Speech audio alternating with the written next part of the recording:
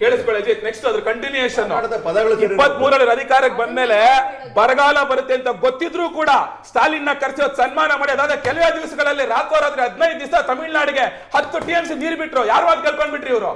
ಇದೇ ಇವರ ನಮ್ಮ ನಾಡು ನಮ್ಮ ಹಕ್ಕು ಅಥವಾ ನಮ್ಮ ನದಿ ನಮ್ಮ ಹಕ್ಕು ಅನ್ನೋ ಹೋರಾಟನ ಇವರು ಕದ್ದು ಮುಚ್ಚಿ ನೀರು ಬಿಟ್ಬಿಟ್ಟು ತಮಿಳುನಾಡಿಗೆ ರೈತರಿಗೆ ಬೆನ್ನಿಗೆ ಸೂರ್ಯ ಹಾಕ್ಬಿಟ್ಟು ಒಂದ್ ಕಡೆ ಹೋರಾಟ ಮಾಡ್ತೀನಿ ಅಂತ ಇನ್ನೊಂದ್ ಕಡೆ ಸ್ಟಾಲಿನ್ಗೆ ನೀವು ಸನ್ಮಾನ ಮಾಡ್ಬಿಟ್ಟು ಇವತ್ತು ನೀವು ಮಾಡುವಂತ ಒಂದು ನಿಮ್ಮ ರಾಜಕೀಯ ತೆವಲಿಗೋಸ್ಕರ ನೀವು ಚಿತ್ರರಂಗವ್ರನ್ನ ಬೈತೀರಾ? ನೀವು ಏನ್ ಟೇಕನ್ ಫಾರ್ ಗ್ರಾಂಟೆಡ್ ಅವರೇ ನಿಮ್ ಕಾರ್ಯಕರ್ತರು ಅನ್ಕೊಂಡ್ಬಿಟ್ಟಿದ್ದೀರಾ? ನೀವು ಮಾಡುವಂತ ಸೋನಿಯಾ ಗಾಂಧಿ ಪೋಸ್ಟರ್ ರಾಹುಲ್ ಗಾಂಧಿ ಪೋಸ್ಟರ್ ಕಾರ್ಯಕ್ರಮಕ್ಕೆ ಬಂದು ಜೈಕಾರ ಹಾಕೋದಕ್ಕೆ ಅವತ್ ಮಾಡಿದಂತ ಕಾರ್ಯಕ್ರಮಗಳ ಹೋರಾಟಗಳಾಗ್ಬೋದು. ಯಾವತ್ತು ರಾಜಕೀಯವಾಗಿರ್ಲಿಲ್ಲ.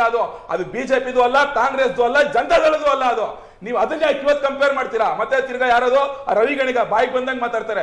ಇಂಡಸ್ಟ್ರಿ ಬಗ್ಗೆ ಅವ್ರು ಮಾತಾಡ್ಲಿ ಇಲ್ಲ ಅಂತಲ್ಲ, ಆ ಮನುಷ್ಯನ್ ನಿಜವಾಗ್ಲೂ ಅಷ್ಟೇ ಸಬ್ಸಿಡಿ ಕಟ್ ಮಾಡ್ತೀನಿ ಅಂತ ಹೇಳ್ತಾರಲ್ಲ. ಒಂದ್ ವಾರಕ್ಕೆ ಎಷ್ಟು ಸಿನಿಮಾ ರಿಲೀಸ್ ಆಗ್ತಿದೆ? ಡಿ ಕೆ ಶಿವಕುಮಾರ್ ಲೂಲು ಮಾಲಲ್ಲಿ ಇದೆಯಲ್ಲ ಸ್ಕ್ರೀನ್ಗಳು, ಎಷ್ಟು ಕನ್ನಡ ಸಿನಿಮಾ ರಿಲೀಸ್ ಆಗುತ್ತೆ ಹೇಳಿ ನೋಡೋಣ. ತಾಕತ್ತಿದ್ರೆ ತಮಿಳು ತೆಲುಗು ರಿಲೀಸ್ ಮಾಡೋದಿಲ್ವಾ? ಬೇರೆ ಬೇರೆ ಸಿನಿಮಾಗಳು ಹಾಕೋದಿಲ್ಲ ಇವರು. ಹಾಗಾದ್ರೆ ಇವರು ಕನ್ನಡ ಚಿತ್ರರಂಗದ ಬಗ್ಗೆ ಮಾತಾಡ್ತಾರೆ. ಇಲ್ಲಿ ಕೂತ್ಕೊಂಡ್ಬಿಟ್ಟು ನಾನು ಕಾರ್ಯಕ್ರಮ ಮಾಡ್ತೀನಿ, ನೀವು ಬನ್ನಿ, ನೀವು ಬರಬೇಡಿ ಅಂತ ಬಾಯಿಗೆ ಬಂದಂಗೆ ಮಾತಾಡ್ತಾರೆ. ಎಷ್ಟು ರಿಲೀಸ್ ಮಾಡ್ತಾರೆ ಲೂಲು ಮಾಲಲ್ಲಿ ಇವರು ಕನ್ನಡ ಸಿನಿಮಾಗಳನ್ನ? ಹಾಗಾದ್ರೆ ನೀವೇ ಕಳಿಸಿ ನಿಮ್ ರಿಪೋರ್ಟರ್ನ ಕಳೆದ 1 ವರ್ಷ ತೆಗೆದು ನೋಡಿ. ಹಾಗಾದ್ರೆ ಎಷ್ಟು ತಮಿಳು ರಿಲೀಸ್ ಆಗಿದೆ, ಎಷ್ಟು ತೆಲುಗು ರಿಲೀಸ್ ಆಗಿದೆ ಅಂತ ಹೇಳ್ಬಿಟ್ಟು ಇಲ್ಲಿ ಬಂದ್ಬಿಟ್ಟು ಇವ್ರು ರಾಜಕೀಯಕ್ಕೋಸ್ಕರ ಬಾಯಿಗೆ ಬಂದಂಗೆ ಮಾತಾಡೋದು.